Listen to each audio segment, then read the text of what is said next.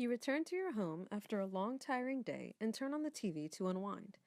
As you're flipping through channels, you turn to a news station for an update on events happening around the nation. What amount of trust do you have with the news being reported? Do you trust what the newscaster is saying, or the network they represent? You might, but your friends and family likely don't. Later that night, you open Facebook only to be greeted by several web articles about the same events you just watched. Do you have more faith in the news written there? Or are you skeptical of Facebook's reputation as a news outlet? What sources of news coverage do you trust more than others? Why? And what is the cause of such a distrust in the news over the years? Whatever your reasons may be, you're not alone.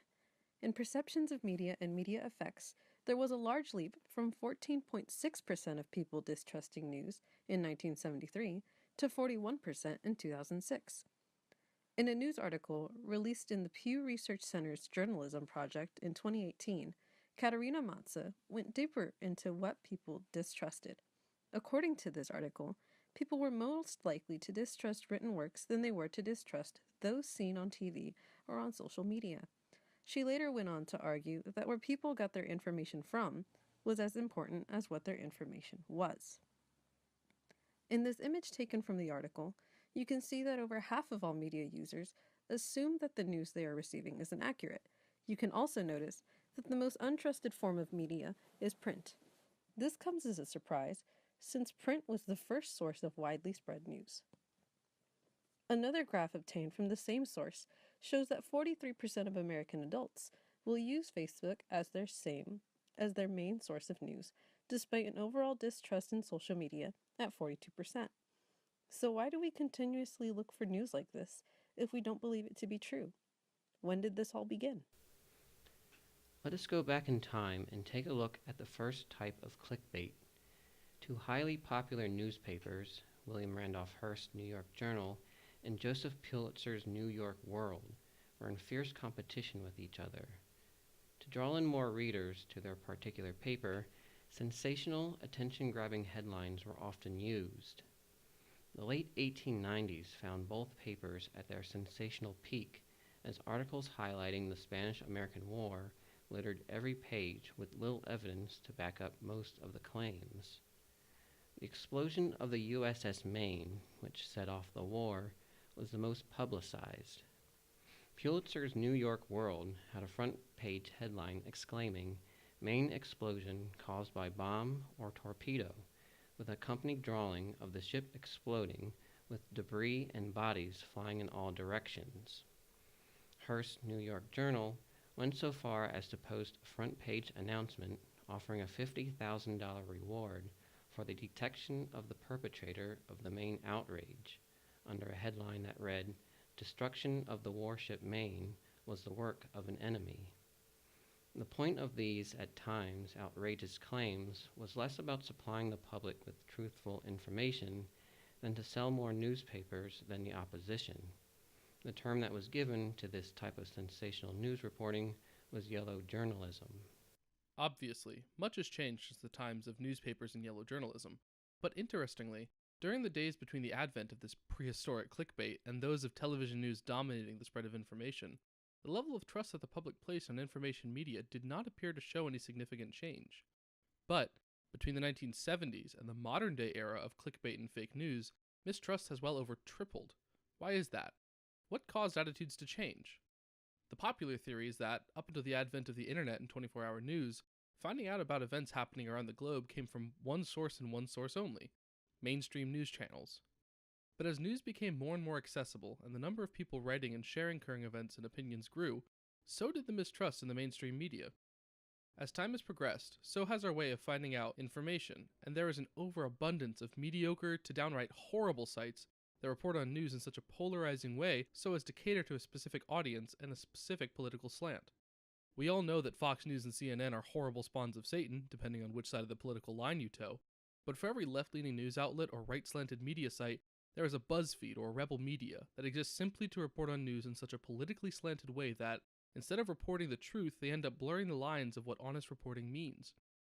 In the days of television news domination, with only one major news network for each side of the political spectrum, The widest net possible had to be cast in order to cater to as many people as possible.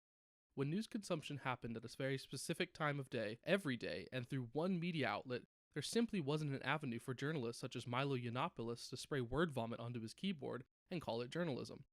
But in the age of social media, where news and headlines can be constantly thrown at an undiscerning audience 24/7, these journalists can thrive, catering to specific audiences and telling the people who follow them only what they want to hear.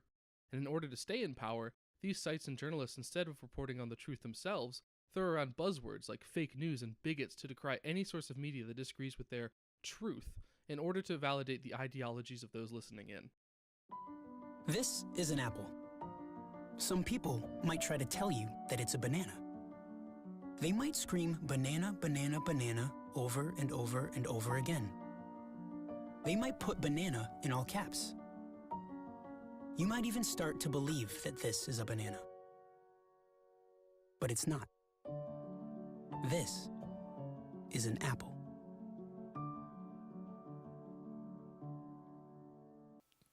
Take this clip by CNN, an attempt to promote themselves while not so subtly decrying all other media platforms.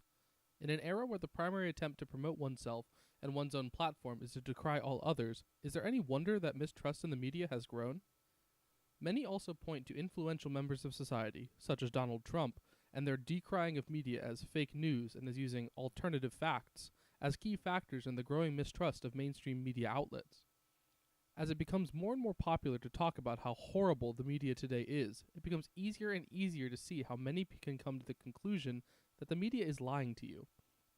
Through the evolution of media and the subsequent evolution of information collection, journalism and news coverage have grown so large and spread so wide that, to put it simply, there are too many sources for a casual viewer to be able to discern what is true and what is not.